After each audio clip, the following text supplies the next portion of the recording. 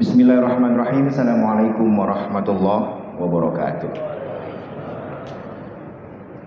Alhamdulillah wassalatu wassalamu ala Rasulillah wa ala alihi wa sahbihi wa wala, amma ba'd. Rabbi shrah li sadri wa yassir li amri wa hlul 'uqdatam min lisani yafqahu qawli.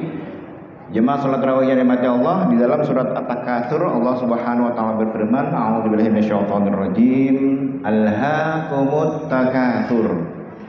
Kemewahan dunia telah melalaikanmu. Alha yulhi ilha, terambil dari kata lahun. Lahun dalam bahasa Arab artinya hiburan.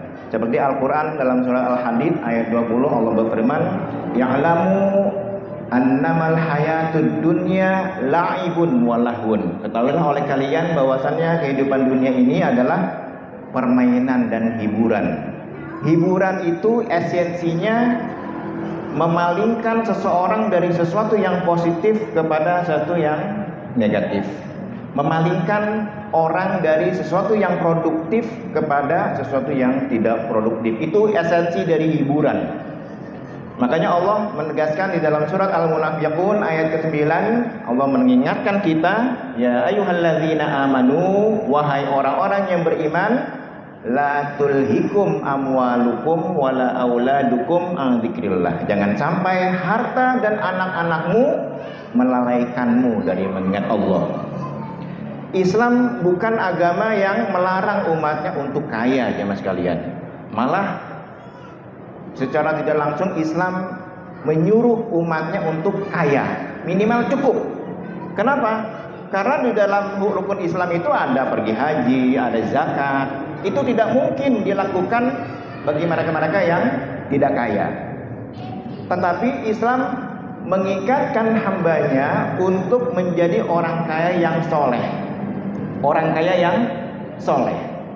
Sejak Nabi Adam, jemaah sekalian, sampai sekarang, dan mungkin sampai sampai kiamat nanti, di dunia ini pernah hidup dua orang yang sangat kaya, super kaya, yang kekayaannya tidak mungkin dikalahkan oleh orang lain setelahnya sampai kiamat.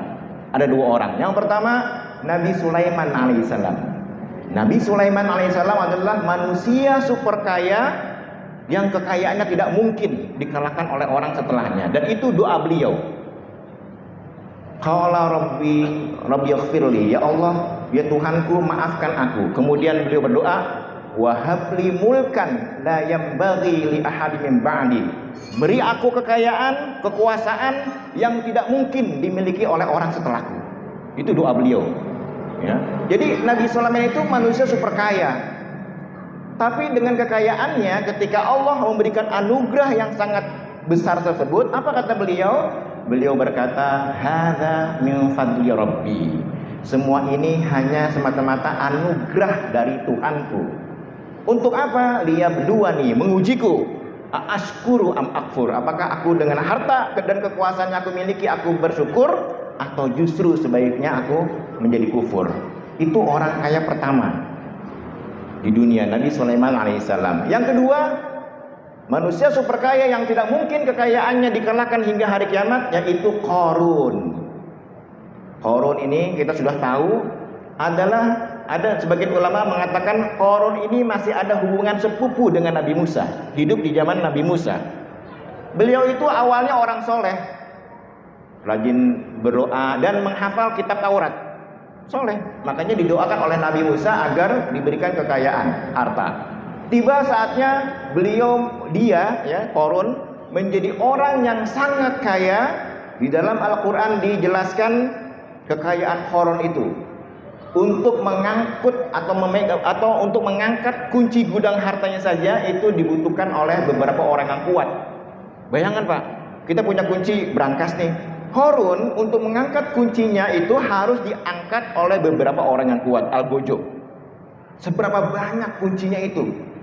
Dan Qarun memiliki ribuan gudang harta. Tetapi ketika dia diberikan anugerah yang begitu banyak oleh Allah, apa katanya? Dia berkata, wa ma utituhu ala ilmin indi. Semua yang aku punya ini, harta yang aku punya ini semata-mata karena ilmu dan kemampuanku. Jadi satu sisi Nabi Sulaiman berkata, hadza min fadli rabbi, harta itu dari Tuhanku.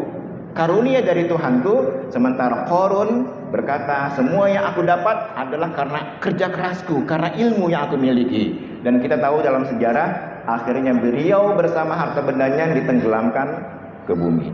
Nah, jemaah sekalian rahmati Allah, banyak orang yang menganggap bahwa ketika orang itu hidup mewah, ketika seseorang itu bergelimang harta, maka kita menganggap bahwa Allah cinta kepada dia. Ada orang kaya, banyak hartanya, wah Allah cinta sekali dengan dia. Sementara ada orang yang tidak kaya, kekurangan, dianggapnya Allah tidak cinta kepada dia. Padahal sesungguhnya kekayaan harta seseorang itu tidak menjamin bahwa Allah itu sayang. Tergantung kita mau menggunakan harta itu seperti apa. Maka jemaah sekalian, ada salah satu amal jariah yaitu berupa sedekah jariah. Sedekah jariah adalah amal jariah yang bentuknya adalah harta. Harta, jadi karena kita umat Nabi Muhammad adalah umat yang paling pendek usianya. Kita Pak, saya sering mengatakan kita ini umat Nabi Muhammad, umat yang paling pendek usianya. Kata Nabi, baina sittin ila sab'in. Usia umatku antara 60 sampai dengan 70 tahun. Jarang yang melalui usia itu. Kalau ada usia umat Muhammad 60 tahun, maka kalau kita potong, misalnya dipotong balil 15 tahun, sisa 45 tahun, dipotong tidur Pak. Manusia itu tidur sepertiga dari hidupnya. Jadi kalau ada orang berusia 60 tahun, 20 tahun untuk tidur, sisa 25 tahun dipakai kerja, cari nafkah dari pagi sampai sore 8 jam, sama dengan tidur, sisa 5 tahun. Umat Nabi Muhammad usia 60 tahun hanya 5 tahun untuk beribadah. Itu belum dipotong piknik, jalan-jalan, sakit, gosip, main Facebook, media sosial. Sisa setahun Pak. Sisa setahun umat Nabi Muhammad efektif ibadah kepada Allah hanya setahun. Itu belum dipotong rematik, asam urat dan lain sebagainya. Sholat 5 waktu, subuh, zuhur, asar, maghrib, isya. Kalau kita berusia 60 tahun tidak lebih dari 5 bulan. Bayangin Pak, sholat kita lunggang-dungging nih sehari semalam 5 kali sehari 17 rakaat. Kalau kita berusia 60 tahun tidak lebih dari 5 bulan. Sedikit sekali. Dengan ibadah yang sangat sedikit lalu kita mengharapkan surganya. Tidak mungkin. Kita tidak mungkin masuk surga Allah dengan ibadah kita. Maka carilah amalan-amalan yang berinvestasi akhirat. Salah satunya adalah harta yang kita sedekahkan di jalan Allah, itulah yang menjadi investasi akhirat kita. Di usia kita kepala 4, 5, 6 harusnya sudah berpikir lebih kepada akhirat. Ada orang 60 tahun, 70 tahun tabungannya miliaran. Untuk apa coba? Ada orang 60 tahun, 70 tahun, 80 tahun tabungannya ratusan juta. Untuk apa coba? Orang cerdas transfer ke akhirat.